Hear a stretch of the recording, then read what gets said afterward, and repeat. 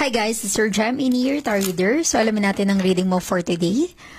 Just a reminder, this is a general reading, so this may or may not resonate with you, so don't take it personally. This is just a guide.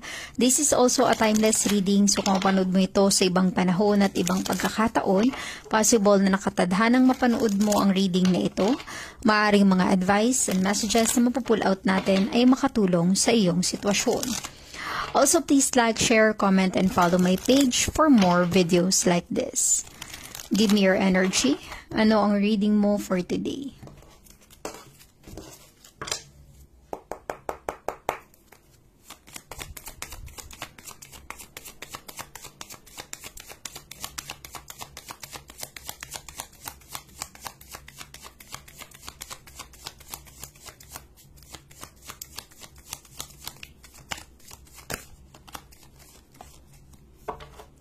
Okay, you have here the Six of Cups, a water sign. Maaaring ikaw ay water sign, Cancer, Scorpio, and Pisces, or posibleng connected ka with a water sign, Cancer, Scorpio, and Pisces.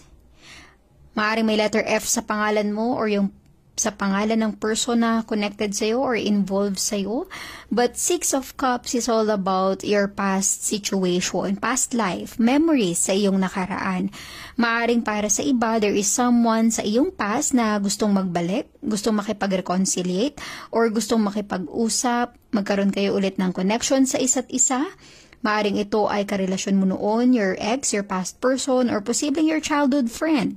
Maaring mga classmate mo noon sa elementary or high school or anyone from your past.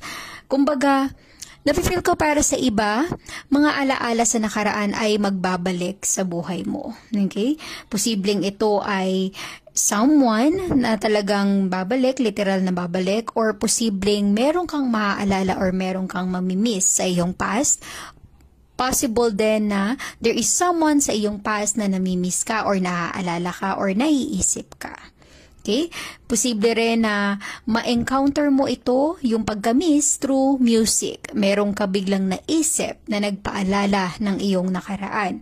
Meron kang napakinggan na mga kanta na bumabalik sa iyong nakaraan. So, Six of Cups is all about your feelings and emotion.